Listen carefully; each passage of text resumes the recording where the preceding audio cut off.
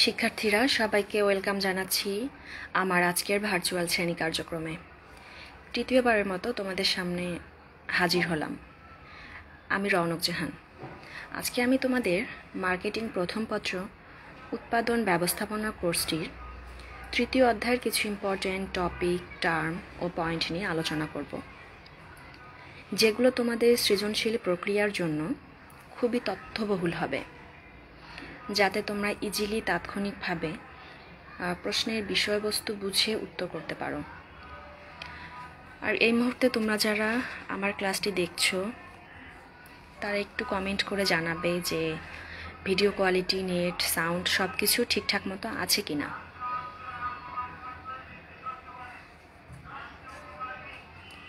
গেল ক্লাসে আমি তোমাদের মার্কেটিং প্রথম পত্র উৎপাদন ব্যবস্থাপনার একদম শুরু থেকে স্টার্ট করেছি। প্রথম অধ্যায় নিয়ে আমি আলোচনা করেছি। আমি দুটো ক্লাসে একটি অধ্যায় কমপ্লিট করে দিয়েছিলাম।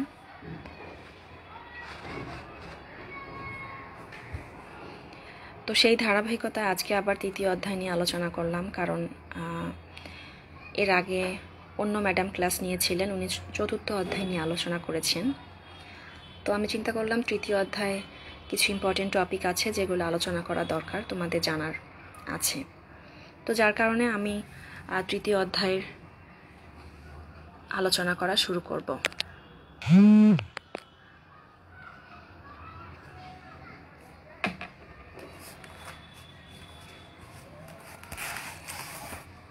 তো আজকে আলোচ্য বিষয়ে যাওয়া যাক।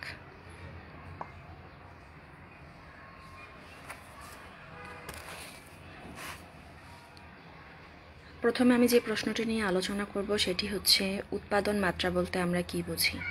নর্মালি হচ্ছে এই প্রশ্নটি জ্ঞানমূলক কোশ্চেনে চলে আসে, যেটি হচ্ছে 1 মার্কের জন্য। আর তোমরা সবাই জানো সৃজনশীল যেহেতু পড়ে আসছো স্কুল লাইফেও, এখন কলেজে, সৃজনশীল নিয়ে কম বেশি সবার একটু আইডিয়া আছে। আমি তারপরে একটু বলতে চাই, জ্ঞানমূলক হচ্ছে সৃজনশীল প্রক্রিয়ার এমন একটি প্রশ্ন যেটি হচ্ছে অনুধাবনমূলক অ্যান্সার করতে গেলেও আমাদের জ্ঞানমূলক লাগবে। অর্থাৎ পয়েন্টটি বুঝে আমাকে কি কাকে বলে, এটা বলতে কি বুঝো, এগুলো আমাদেরকে অ্যান্সার করতে হবে। তো তারপর হচ্ছে উচ্চতর দক্ষতার ক্ষেত্রেও কিন্তু আমাদের জ্ঞানমূলক প্রশ্ন লাগে, অর্থাৎ কাকে বলে বা সংজ্ঞা লিখতেই হয়। এরপর আসো প্রয়োগমূলকের ক্ষেত্রে।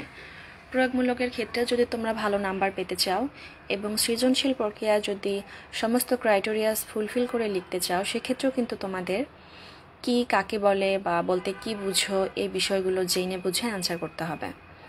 তো আসো, এজন্য তোমরা প্রত্যেকেই হচ্ছে জ্ঞানমূলক প্রশ্নের প্রতি খুবই গুরুত্ব দিবে, কারণ অনেক সময় MCQ তারপর হচ্ছে CQ প্রশ্নের অ্যান্সার করতে যেও তোমাদেরকে জানতে হয় যে জ্ঞানমূলক প্রশ্ন বলতে আমরা কি বুঝি। তো আসো এবার উৎপাদন মাত্রা কি, মোস্ট ইম্পর্টেন্ট বিষয়গুলো আজকে আমি টাইপ করে তোমাদেরকে স্লাইডে দেখানোর ট্রাই করেছি। আশা করছি প্রত্যেকেই বুঝতে পারবে। আর যদি কারো বুঝতে প্রবলেম হয়, আমি তোমাদের গেল ক্লাসে বইয়ের নাম বলেছি, প্রত্যেকেই হাতে বই রাখবে। ভিডিওটি দেখার সময় সবাই হাতে বই রাখবে, তাহলে সবার জন্য বুঝতে সহজ হবে এবং তাৎক্ষণিক ইজিলিভাবে তোমরা বুঝতে পারবে। উৎপাদন মাত্রা বলতে আমরা কি বুঝি, প্রত্যেকের কাছে বই আছে, তারপরেও আমি শর্টকাট টাইপ করে দেখানোর ট্রাই করেছি। উৎপাদন মাত্রা বলতে আমরা যেটা বুঝি, উৎপাদনের বিভিন্ন কলাকৌশল প্রয়োগ করে মোট যে পরিমাণ পণ্য উৎপাদন করা হয় তাকে উৎপাদন মাত্রা বলে। আচ্ছা, উৎপাদনের বিভিন্ন কলাকৌশল কি কি কলাকৌশল হতে পারে? আমরা যখন পণ্য উৎপাদন করি আমরা কি কি টেকনিক অবলম্বন করি? আমরা কি অল্প সময়ে এবং সহজে তাৎক্ষণিকভাবে আমরা কিভাবে পণ্য উৎপাদন করতে পারবো কম খরচে, যেখানে আমাদের লেবার খরচ কম হবে, কারখানা ভাড়া কম হবে, তারপর হচ্ছে কাঁচামালের খরচও কম পড়বে, এবং কাঁচামাল আমরা কম খরচে কিভাবে ক্রয় করতে পারবো, এসব বিষয়কে কলাকৌশল বা টেকনিক বলা হয় উৎপাদনের। তো উৎপাদন মাত্রা হচ্ছে সেটাই, যেখানে আমরা বিভিন্ন কলাকৌশল অবলম্বন করে মোট যে পরিমাণ পণ্য উৎপাদন করতে পারবো। শুধু পণ্য উৎপাদন করতে পারলেই হবে না, টোটাল আমরা যে পরিমাণ পণ্য উৎপাদন করতে পারবো সেটি হচ্ছে উৎপাদন মাত্রা। Is that clear? I think প্রত্যেকে বিষয়টি ক্লিয়ার হয়েছে। সবার কাছে এবং হাতে বই রাখবে, বইয়ের সঙ্গে মিলিয়ে বোঝার ট্রাই করবে। এবার আসো উৎপাদন মাত্রার প্রকারভেদ মোস্ট ইম্পর্টেন্ট বলতে পারো।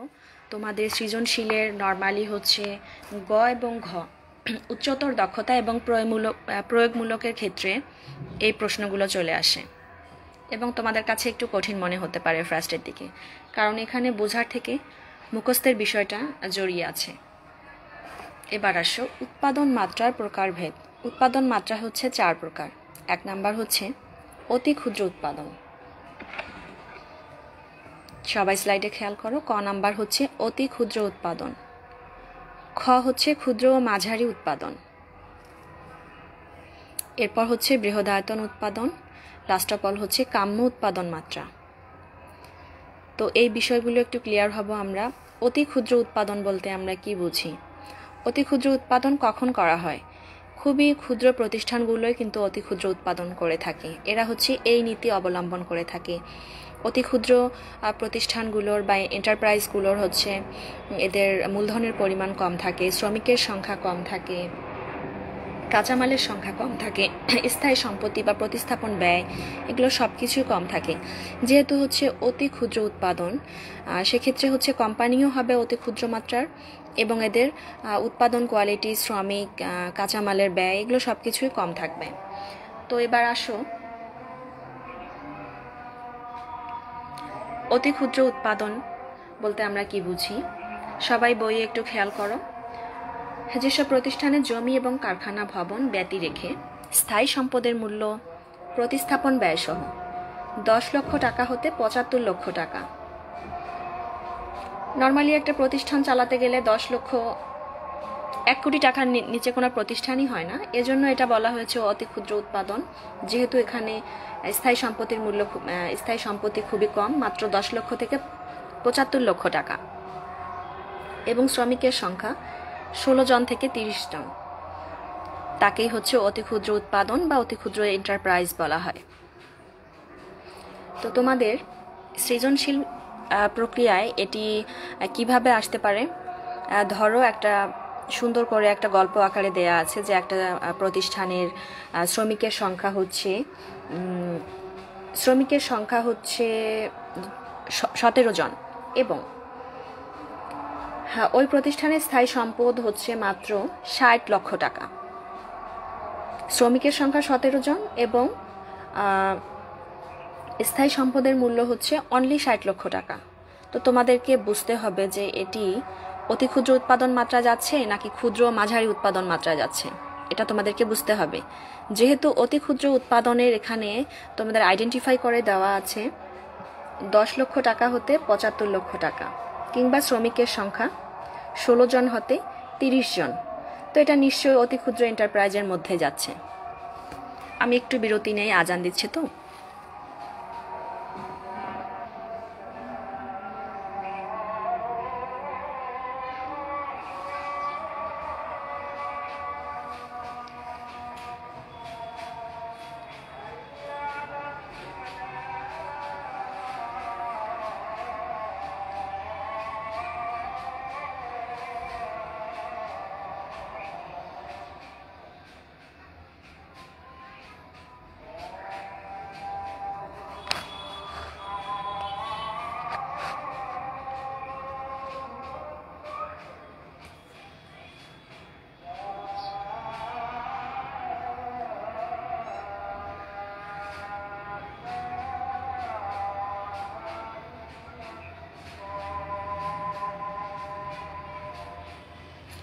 এবার আসো, আমাদের অতি ক্ষুদ্র এন্টারপ্রাইজে বলা আছে স্থায়ী সম্পদের মূল্য হচ্ছে 10 লক্ষ থেকে 75 লক্ষ টাকা।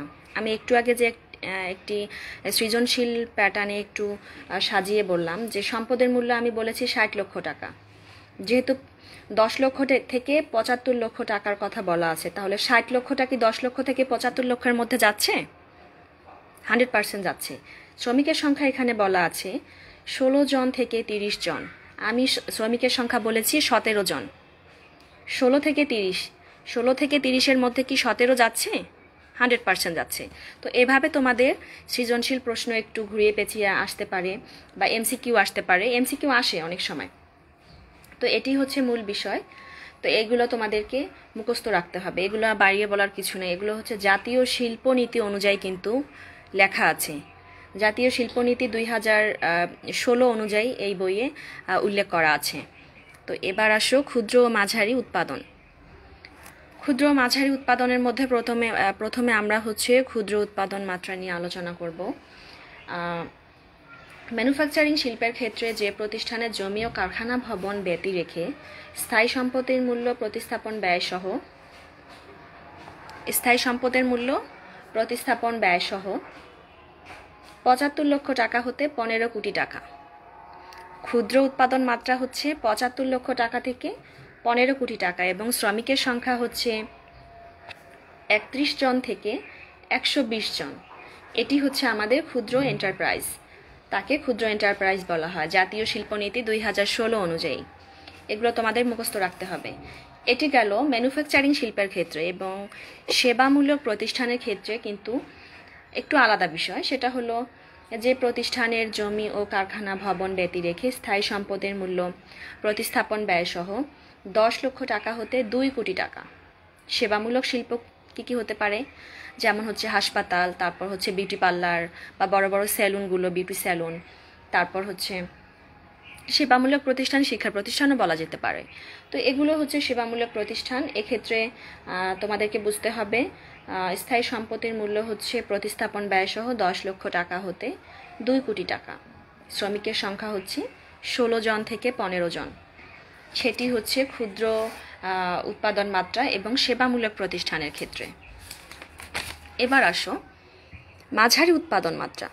মাঝারি উৎপাদন মাত্রায় বলা আছে ম্যানুফ্যাকচারিং শিল্পের ক্ষেত্রে যে প্রতিষ্ঠানের জমি ও কারখানা ভবন ব্যতি রেখে স্থায়ী সম্পদের মূল্য প্রতিস্থাপন ব্যয়সহ 15 কোটি টাকা থেকে 50 কোটি টাকা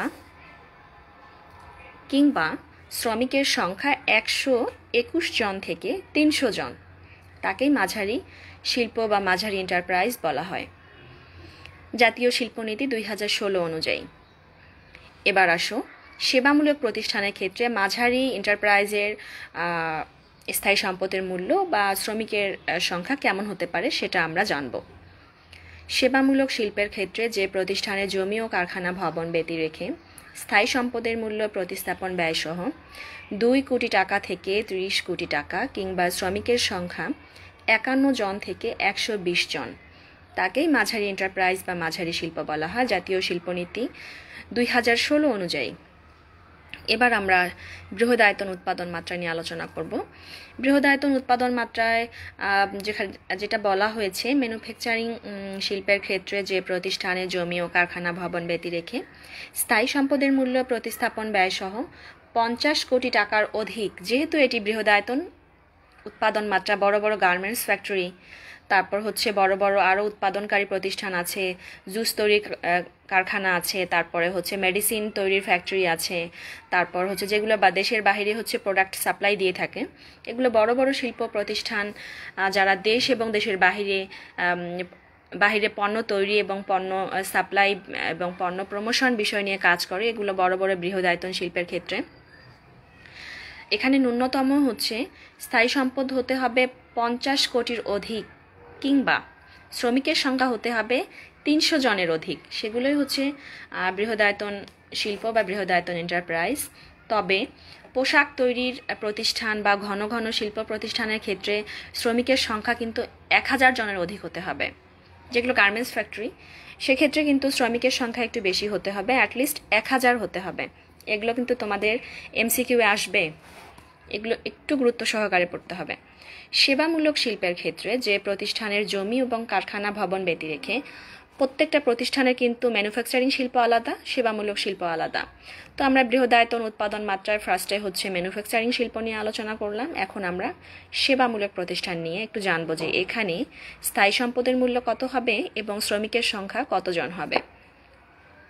সেবামূলক শিল্পের ক্ষেত্রে যে প্রতিষ্ঠানের জমি এবং কারখানা ভবন ব্যতি রেখে স্থায়ী সম্পদের মূল্য প্রতিস্থাপন ব্যয়সহ 30 কোটি টাকার অধিক কিংবা শ্রমিকের সংখ্যা হচ্ছে 100 জনের অধিক হতে হবে, তাকে বৃহদায়তন শিল্প বা বৃহদায়তন এন্টারপ্রাইজ বলা হয়। এবার আসো কাম্য উৎপাদন মাত্রা, ভেরি ভেরি ইম্পর্টেন্ট। কাম্য উৎপাদন মাত্রা তোমাদের বেশিরভাগ সময় পরীক্ষায় চলে আসে। কাম্য উৎপাদন মাত্রার মধ্যে হচ্ছে এখানে একটা আমাদের সবার টার্গেট থাকে। আমরা কাম্য কথার অর্থই হচ্ছে যেখানে আমরা কম খরচে খুব ভালো একটা পণ্য তৈরি করব, কম খরচে যেন খরচ কম হয়, পণ্যের কোয়ালিটি খুব ভালো হয়, এরকম একটা বিষয় জড়িয়ে আছে। তো আমাদের বই যেহেতু আছে, আমরা যেহেতু উৎপাদন ব্যবস্থাপনা কোর্সটি এখন আলোচনা করছি, আমাদের যে কোনো বিষয়ে কিন্তু আমাদের পণ্য উৎপাদন, তারপর হচ্ছে মার্কেটিং, প্রমোশন, এসব বিষয় জড়িত থাকবেই। তো কাম্য উৎপাদন মাত্রা দেখো, যেখানে কাম্য উৎপাদন মাত্রা হচ্ছে এমন একটি উৎপাদনের স্তর যেখানে কম খরচে সর্বোচ্চ পরিমাণ পণ্য উৎপাদন করা যেতে পারে, তাকেই হচ্ছে কাম্য উৎপাদন মাত্রা বলা হয়। তো আমি নেক্সট প্রশ্নে একটু বিস্তৃতভাবে আলোচনা করব, ডিটেলসে তোমাদেরকে বলবো কাম্য উৎপাদন মাত্রার বিষয়টি। আশা করি শিক্ষার্থীরা তোমরা সবাই ক্লিয়ার হয়েছো, এখানে বোঝার কিছু নাই, এখানে তোমরা সব এগুলো মুখস্থ রাখবে। যেহেতু জাতীয় শিল্পনীতি অনুযায়ী প্রণয়ন করা হয়েছে এই বিষয়গুলো, এগুলো তোমাদের বাড়িয়ে বা মনের মাধুরী মিশিয়ে লিখলে কিন্তু কোনো কাজেই দিবে না, এগুলো 100% তোমাদের মুখস্থ রাখতে হবে। এবার আসো 3 নাম্বার প্রশ্ন, মিতব্যয়ী উৎপাদন মাত্রা বলতে আমরা কি বুঝি? 3 নাম্বার প্রশ্ন,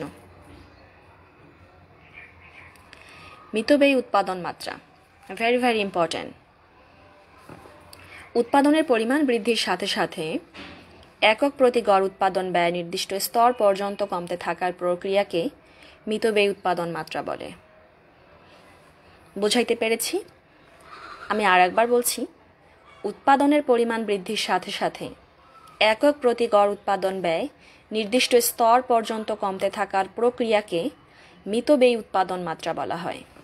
এবার আমি তোমাদের চিত্র দিয়ে একটু বোঝানোর চেষ্টা করব, তোমরা সবাই কনসেন্ট্রেশন দিয়ে বোঝার ট্রাই করো। এখানে কি বলা আছে? উৎপাদনের পরিমাণ বৃদ্ধির সাথে সাথে একক প্রতি গড় উৎপাদন ব্যয়, একক প্রতি গড় উৎপাদন ব্যয়, ধরো উৎপাদন আমি 1000 পিস জিন্স প্যান্ট তৈরি করব এবং এক একটা জিন্স প্যান্টে আমার কত ব্যয় হবে সেটি হচ্ছে একক প্রতি গড় উৎপাদন ব্যয়। নির্দিষ্ট স্তর হচ্ছে আমি 1000 পিস জিন্স প্যান্ট তৈরি করব, এখানে 500 পিস হলে কিন্তু হবে না, আমার নির্দিষ্ট স্তর হচ্ছে 1000 পিস। নির্দিষ্ট স্তর পর্যন্ত কমতে থাকার প্রক্রিয়াকেই মিতব্যয়ী উৎপাদন মাত্রা বলা হয়। চিত্র সহকারে আলোচনা করলে তোমরা ভালো বুঝতে পারবে। দেখো এখানে চিত্রটি,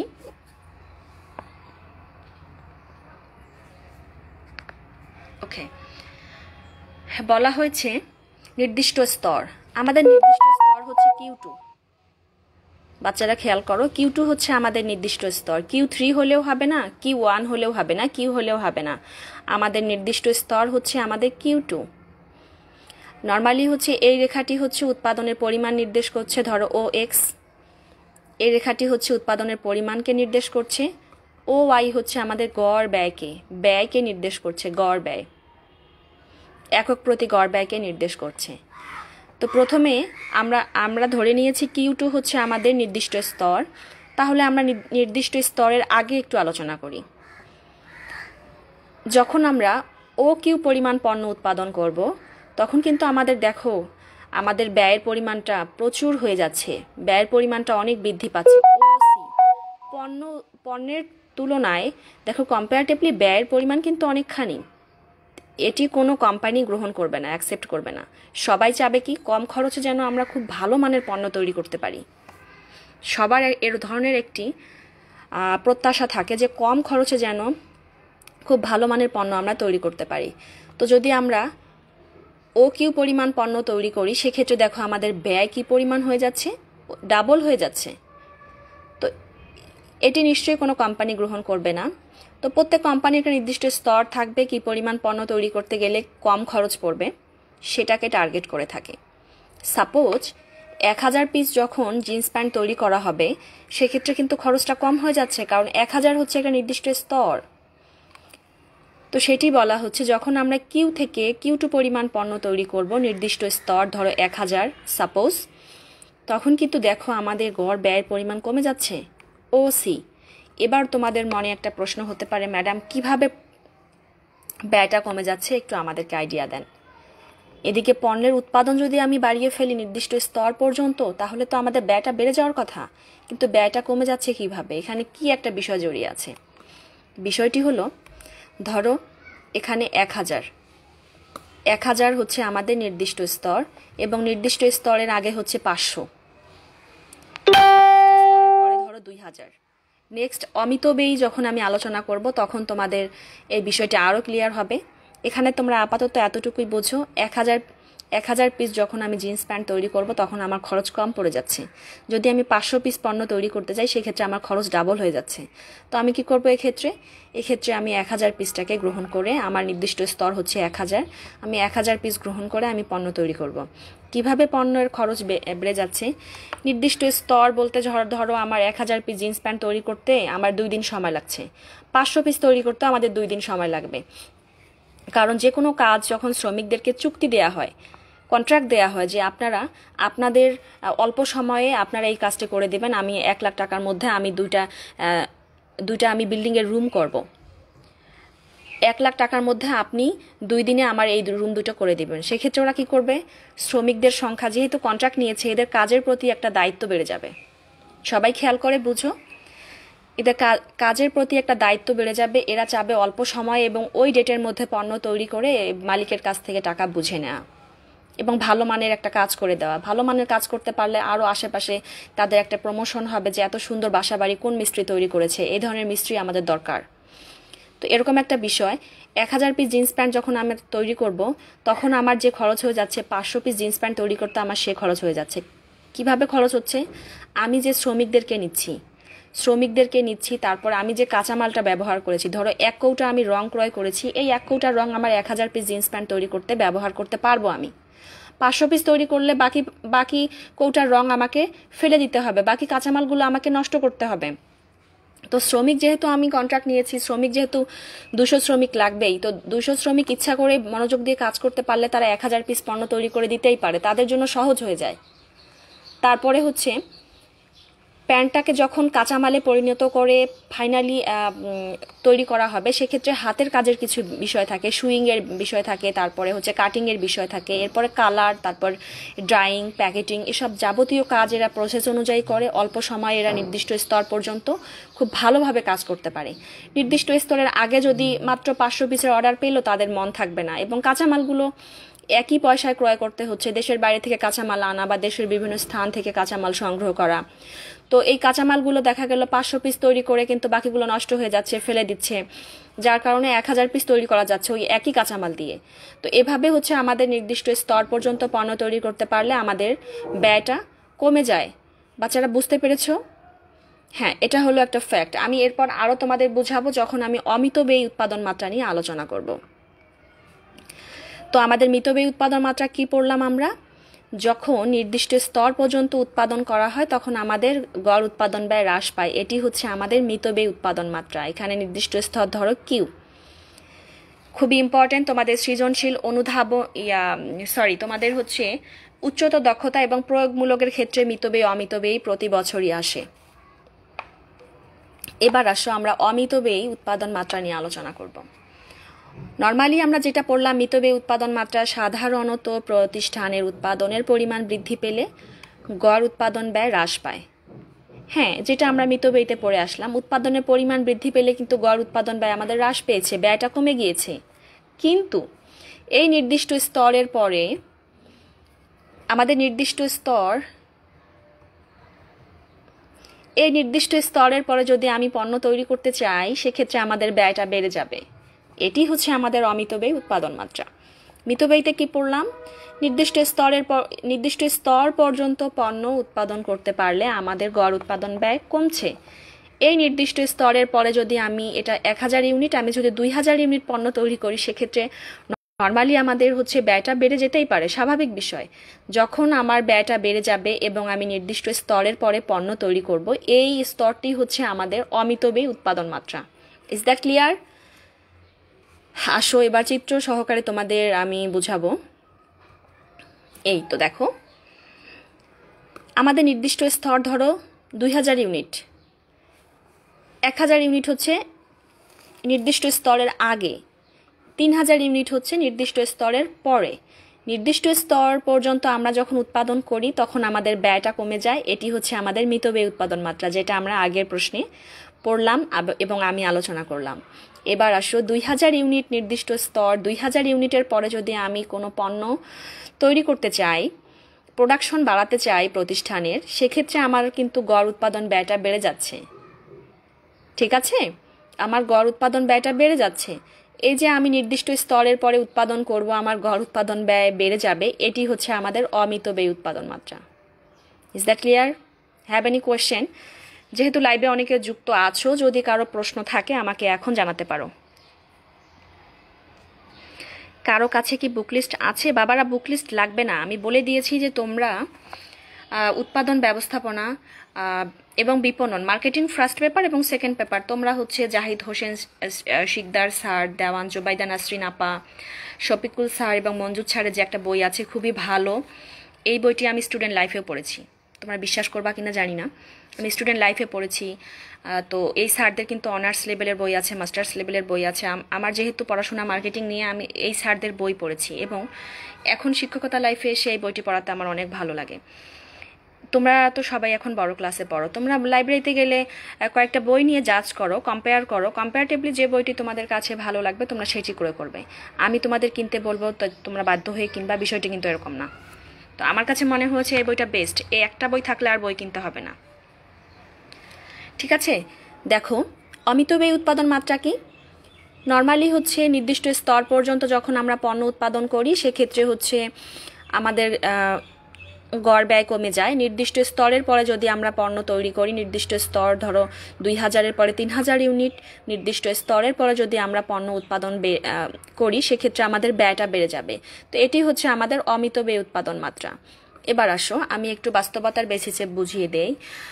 নির্দিষ্ট স্তর ধরো এখানে 2000 ইউনিট, আমি যদি 2000 পিস বই উৎপাদন করতে চাই, প্রোডাকশন করতে চাই, তো সেখানে আমার যে খরচ লাগছে, 1000 পিস বই তৈরি করতে আমার সেই খরচ লাগবে। তাহলে কোম্পানি কি তৈরি করবে?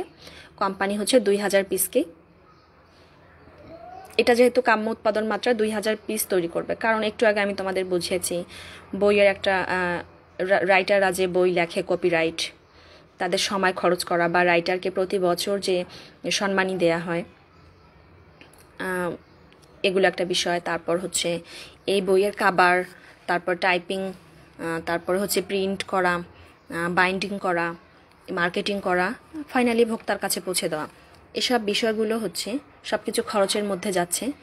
এই বইয়ের হচ্ছে কাগজ ক্রয় করা, এবং শ্রমিক কর্মচারীরা যারা কাজ করে, মিলে কাজ করে, এই বইটাকে 2000 পিস বই তৈরি করতে যে খরচ যাচ্ছে, 1000 পিস বই তৈরি করতেও মোটামুটি একই খরচ, সেম খরচ যাচ্ছে।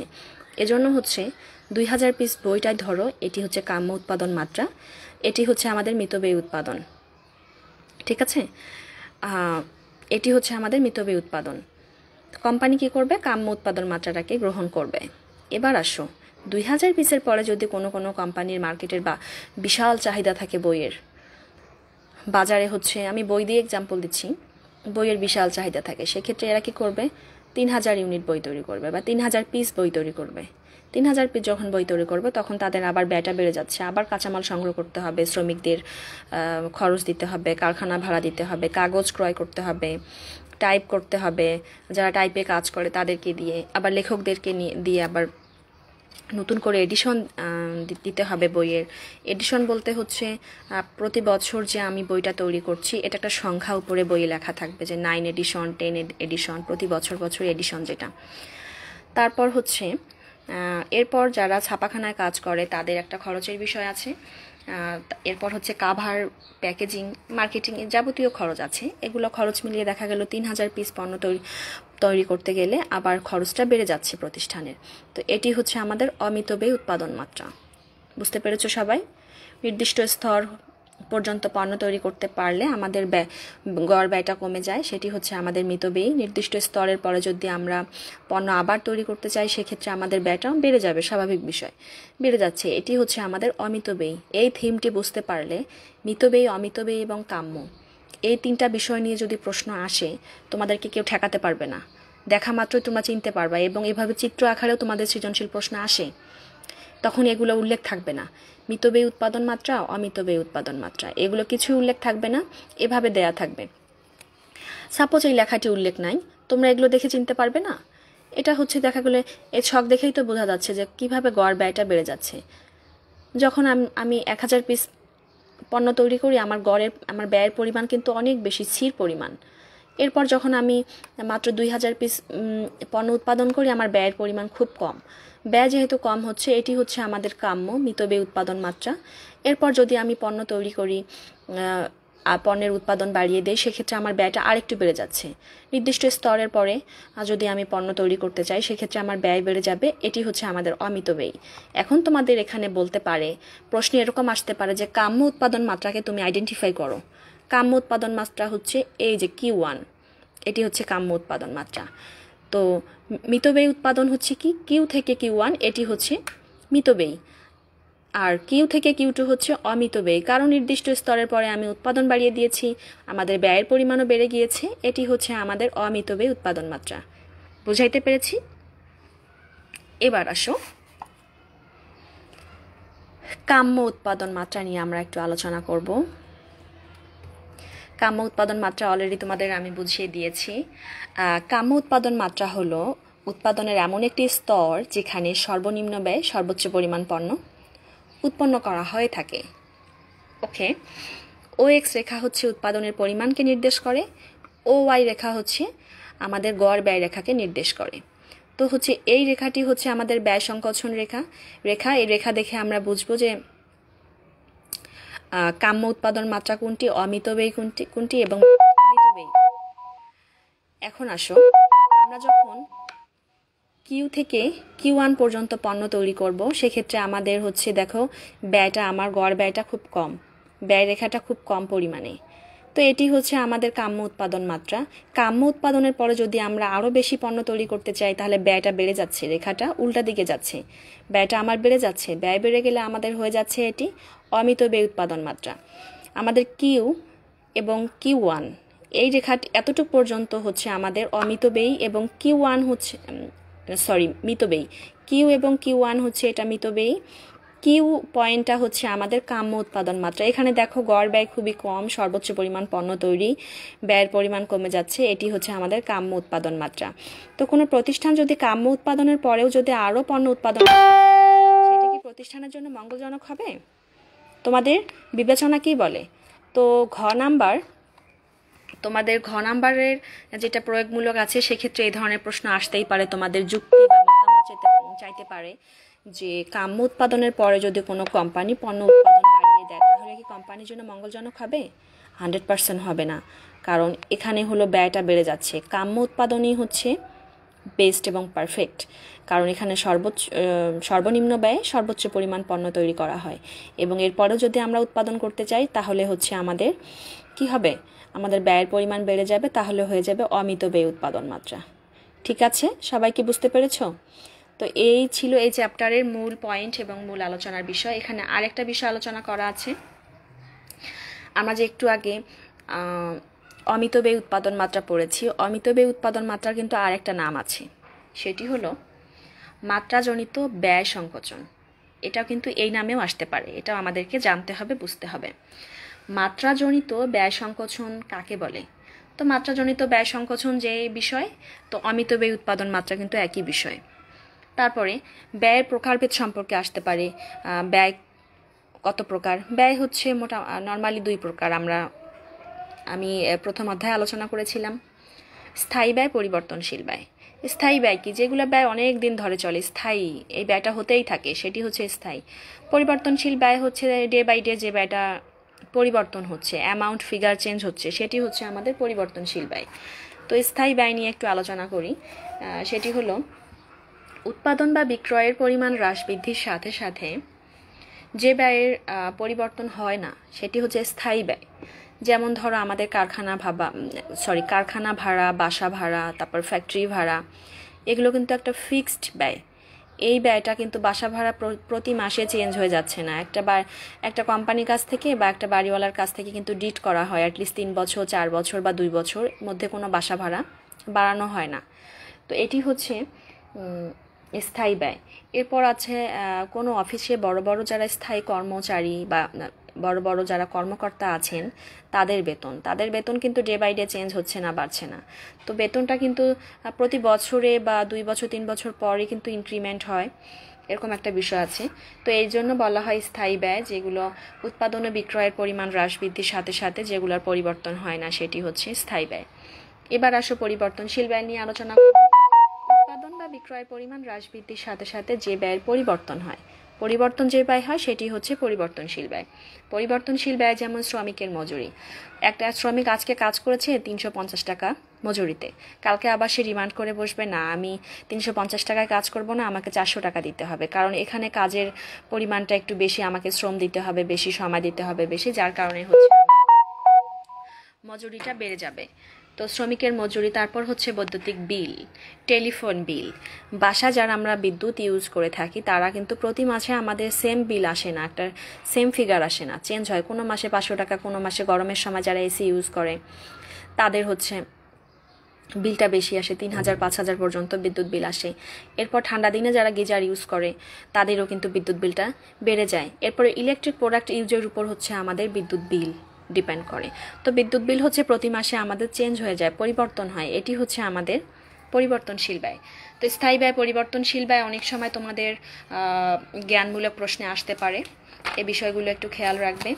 এখানে আরও বিষয় আছে বইয়ে, আমি যেগুলো নিয়ে আলোচনা করি নাই সেগুলো হচ্ছে ক্ষুদ্র মাঝারি এন্টারপ্রাইজ সম্পর্কে তোমাদেরকে আমি জাস্ট কাকে বলে বুঝিয়েছি, এগুলোর তোমাদের ধারণা নিতে হবে আরও ভালো করে। কীরকম সেটা হচ্ছে সুবিধা অসুবিধা বৈশিষ্ট্য, তারপর হচ্ছে গুরুত্ব, এগুলো বিষয় কিন্তু তোমাদের বাসায় একটু গুরুত্ব সহকারে পড়তে হবে। যেহেতু তোমাদের প্রত্যেকটা চ্যাপ্টার এমনভাবে আয়ত্ত করতে হবে, ডিটেলস তোমাদেরকে জানতে হবে, কেননা এমসিকিউ এবং সিকিউ এই প্রশ্নগুলো যেহেতু বইয়ের ভেতর থেকে আসে, তোমাদের জেনে বুঝে আইডিয়া ডেভেলপ করে তারপর তোমাদের হচ্ছে আনসার করতে হবে।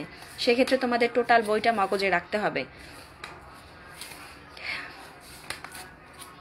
তারপর এখানে আছে বৃহদায়তন এন্টারপ্রাইজের গুরুত্ব, এগুলো তোমরা একটু খেয়াল করবে। আর আমি যে বেসিক বিষয়গুলো যেগুলো ইম্পর্টেন্ট টপিক টার্ম আমি সেগুলো নিয়ে একটু আলোচনা করেছি।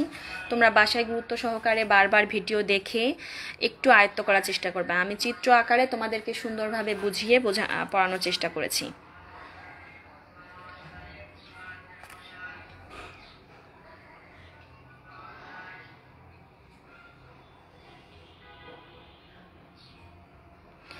বুকলিস্ট ছাড়া বই কিনতে পারছি না, একসাথে সব বুকলিস্ট দিলে ভালো হয়। কলেজ লাইফে হচ্ছে তোমাদের বুকলিস্ট দেয় কিনা আমার সন্দেহ আছে, ডাউট আছে, কারণ প্রত্যেক ম্যাডাম স্যার কিন্তু লাইভে ক্লাস নিতে এসে তোমাদেরকে রাইটারের নাম বলে দিচ্ছে, সেক্ষেত্রে তোমরা বুকলিস্ট দিয়ে কি করবা, তাই না? আজকে আমি মার্কেটিং ক্লাসে কিন্তু আমি রাইটারের নাম বলে দিয়েছি। তারপর হচ্ছে যেসব ম্যাডামরা কৃষি ক্লাস নিচ্ছেন, কেমিস্ট্রি ক্লাস নিচ্ছেন, বাংলা ক্লাস নিচ্ছেন, তেনারাও কিন্তু তোমাদের বইয়ের নাম বলে দিচ্ছেন। তোমরা বুকলিস্ট নিয়ে করবা কি বলো? একসাথে কালেক্ট করতে হবে, এর তো কোনো মানে নেই। আর বই ছাড়া কিন্তু তোমাদের অনেক কষ্টকর হয়ে যাবে, স্লাইডে দেখে বুঝে অনেকের বুঝতে প্রবলেম হতে পারে। বই থাকলে এবং আমার এই ভিডিওটা যদি তোমরা খেয়াল করো তাহলে তোমাদের জন্য ইজি হবে। তো আজকে এ পর্যন্তই। তোমাদের সাথে অনলাইনে যুক্ত হতে পেরে অনেক ভালো লাগলো। আমার একটা থিম হচ্ছে যে আমরা কম পড়বো, বেশি করে জানবো। একদিনে যদি আমি অনেক বেশি পড়িয়ে ফেলি সেক্ষেত্রে তোমরা হয়তো বা ক্যাচ করতে পারবে না। অল্প অল্প করে পড়ে তারপর হচ্ছে আমরা বেশি বেশি করে আয়ত্ত করার চেষ্টা করব। ক্লাসে যদি কারো প্রবলেম থাকে, বুঝতে সমস্যা হয়, আমাকে জানাবে। জানানোর তো তোমাদের উপায় আছে, যেহেতু আমরা অনলাইনের উপর ডিপেন্ড, ভার্চুয়াল ক্লাসের উপর ডিপেন্ড, পরিস্থিতি আমাদের সব কিছু শেখায়। এটাও আমরা একটু বিকল্প হিসেবে নিয়েছি, যেহেতু কোভিড-19 সিচুয়েশন গোয়িং অন, আমাদেরকে বুঝতে হবে এবং বিকল্প একটা পন্থা অবলম্বন করতে হবে, যার কারণে আমরা প্রযুক্তির উপর ডিপেন্ড হয়ে গিয়েছি, অনলাইন বা ভার্চুয়ালের উপর আমরা ক্লাস করছি। তো প্রত্যেক বিষয়ে আমরা পজিটিভলি নিলে কিন্তু অনেক কিছুই করা যায়। তো এভাবেই তোমাদেরকে এগুতে হবে। কলেজ ভার্সিটি খুলে গেলে কিন্তু তোমাদের আর সময় দেয়া যাবে না, বা সময় দিবেও না, তোমাদের পরীক্ষা কিন্তু হুটহাট নিয়ে নেবে। তো এখন তোমাদের বুঝতে হবে বাসায় যেহেতু ফ্রি আছো, তো অন্যান্য কাজে সময় ব্যয় না করে পড়াশোনার মধ্যে টাইম পাস করো। কারণ পড়ালেখা হচ্ছে এমন একটা বিষয়, ছোটবেলায় আমরা পড়েছি না, পড়ালেখা করে যে গাড়ি ঘোড়া উঠে সে বা চড়ে সে। তো পড়ালেখা ছাড়া কিন্তু জীবনে বড় হওয়া যাবে না। আর যদি কেউ চিন্তা করো যে না, পড়াশোনা ছাড়া আমরা ঠেলা গাড়ি চালাবো, রিক্সা চালাবো, সৌদি আরব যেয়ে, তাহলে তোমরাই এখন ডিসাইড করো পড়ালেখা করবে কিনা অন্য কিছু করবে। ঠিক আছে বাবারা, ভালো থেকো। মার্কেটিংয়ের কোন লেখকের বই কিনবো আপু? মার্কেটিংয়ের কোন লেখকের বই কিনবো? একটু ভাষা সংযত হলে ভালো হয়, কারণ আমরা বড় ক্লাসে পড়ি। কাকে কি বলে সম্বোধন করতে হবে এগুলো কিন্তু একটা শিক্ষণীয় বিষয়, কারণ শিক্ষা শুধু একাডেমিক হবে তাই না। আমি মনে করি শিক্ষা হচ্ছে পারিবারিক, ব্যক্তিগত, নৈতিক এবং আচরণ দিয়েও কিন্তু আমরা তাদের ফ্যামিলিকে জাজ করে থাকি। বড় বোনকে আপু বলা হয়, স্যার বা ম্যাডামদেরকে আমরা আপু বলি না, তাদেরকে স্যার, ম্যাডাম, মিস আমরা এভাবে সম্বোধন করে থাকি। এটা হচ্ছে আমাদের অফিসিয়ালি একটা শিক্ষা। তো যাই হোক, আমি বারবার বলেছি তোমরা জাহিদ হোসেন শিকদার স্যার, দেওয়ান জোবাইদা নাসরিন আপা এবং শফিকুল ইসলাম স্যার, মঞ্জুরুল আলম, এই 4 জন মিলে একটা বই লিখেছেন এই স্যারেরা ম্যাডামরা। এই বইটি হচ্ছে সব থেকে বেস্ট কোয়ালিটির বই। একটা মাত্র বই কিনলে তোমাদের আর বই কিনতে হবে না। উৎপাদন, ব্যবস্থাপনা ও বিপণন অর্থাৎ মার্কেটিং প্রথম পেপার এবং সেকেন্ড পেপার, এই বইটি কিনলে আশা করি তোমরা সবাই উপকৃত হবে। আমি আরেকবার বইয়ের ছবিটা তোমাদেরকে দেখিয়ে দিচ্ছি। এই যে হচ্ছে বই। ওকে, ঠিক আছে, সবাই ভালো থেকো। আগামী ক্লাসে দেখা হবে ইনশাল্লাহ। সেই পর্যন্ত সবাই সুস্থ থাকবে, ভালো থাকবে, নিরাপদে থাকবে। আল্লাহ হাফেজ।